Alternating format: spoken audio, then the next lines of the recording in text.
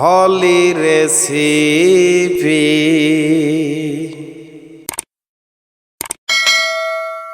আসসালামু আলাইকুম। আজকে আমি আপনাদেরকে একটা বেগুনের নতুন এক রেসিপি নিয়ে হাজির হয়েছি। এটা বেগুন দিয়ে তৈরি হয়। একটা যদি বেগুন থাকে তাহলে সেই বেগুনকে খুব সুন্দর এক সহজ এক রেসিপি। তাহলে চলুন বেশি কথা না বলে রেসিপিটা স্টার্ট করে দেওয়া যাক। এখানে বেগুন নিয়েছি আমি। বেগুনটা একটু নেবেন যেন ভিতরে বেশি বীজ না থাকে। একটু কচি বেগুন নেবেন, কিন্তু একটু বড় সাইজের। আমি 1/2 ইঞ্চি মোটা করে কেটে নিচ্ছি। আমার কেটে নেওয়া হয়ে এসেছে। এখন আমি পানিতে এটাকে আমি রেখে দেব যেন কালো না হয়।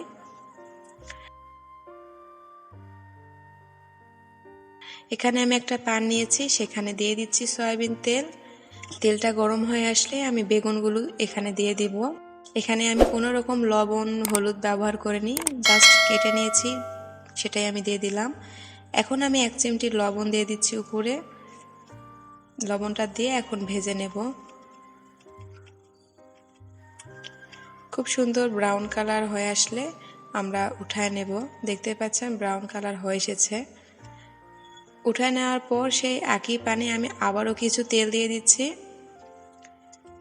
এবার দিয়ে দিচ্ছি পেঁয়াজ কুচানো 1 কাপ। পেঁয়াজের সঙ্গে তেলটাকে ভেজে নিচ্ছি। দিয়ে দিচ্ছি 2টা তেজপাতা, দিয়ে দিচ্ছি আস্ত জিরে। এবার ভালোভাবে একটু ভেজে নিচ্ছি তেলেতে। ঠিক এইরকম যখন হালকা ব্রাউন কালার হয়ে আসবে আমি দিয়ে দিব পানি। পানিটা দেওয়ার পর আমি দিয়ে দিচ্ছি স্বাদমতো লবণ, দিয়ে দিচ্ছি হলুদ গুঁড়ো, দিয়ে দিচ্ছি লাল মরিচ গুঁড়ো, গরম মশলা গুঁড়ো দিয়ে দিচ্ছি, আদা এবং রসুন বাটা আমি দিয়ে দিচ্ছি। এবার সবগুলো মশলা একটু পানিতে খুব ভালোভাবে কষায় নেব। ঠিক এইরকম যখন উপরে তেল উঠে আসবে দেখেই বুঝতে পারবেন যে আমাদের কষানোটা হয়ে এসেছে। এই পর্যায়ে আমরা যে ভেজে রাখলাম বেগুনগুলো সেটা আমরা দিয়ে দিব।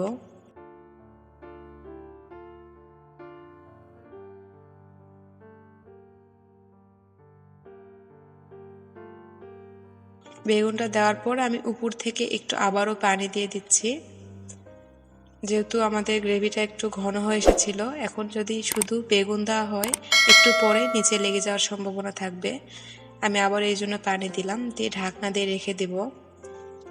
5 মিনিট পর আমি ঢাকনা খুলছি। দেখতেই পাচ্ছেন একটু ঘন হয়ে এসেছে।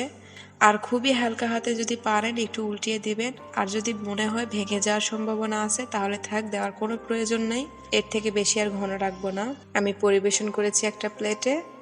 এটা চাইলে আপনারা পোলাওয়ের সঙ্গে পরিবেশন করতে পারবেন, চাইলে আপনারা এটা শুধু রুটির সঙ্গেও খাইতে পারবেন। অন্যরকম বেগুন ভাজির থেকে এটা একটু আলাদা। এই তো, তাহলে এখানে বিদায় নিচ্ছি। আবার নতুন রেসিপিতে দেখা হবে। সুস্থ থাকবেন, ভালো থাকবেন। খোদা হাফেজ।